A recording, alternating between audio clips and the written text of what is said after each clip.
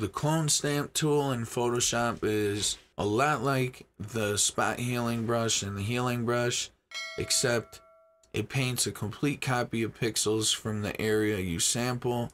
It does not keep the highlights and the shadows from the area that you're painting on. That's one of the first things you gotta determine. You want to determine, do I need to keep shadows and highlights or not? I never really use this. 9 times out of 10, I'm gonna want to keep the shadows and highlights. So I just use the spot healing brush or the healing brush. But if you like the clone stamp tool, you can use it.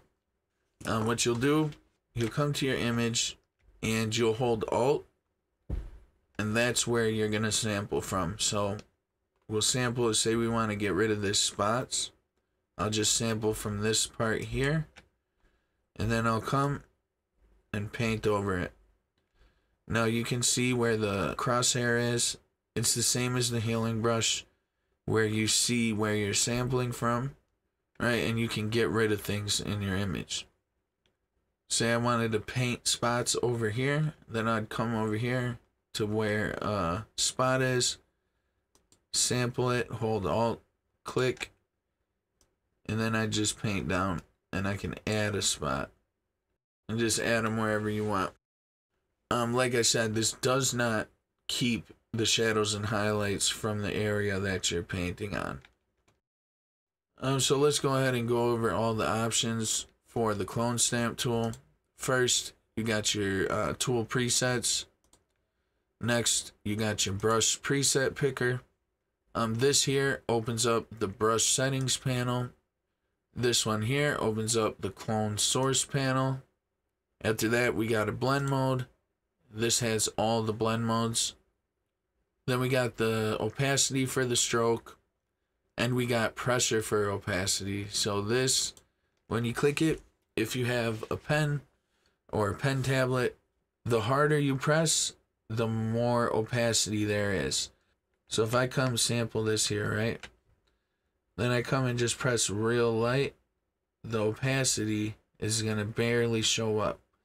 But if I press harder down on the pen, the more opacity you get, okay? Next, we got flow amount, and this just sets the flow rate for the stroke. Then we got the enable airbrush style buildup effects button.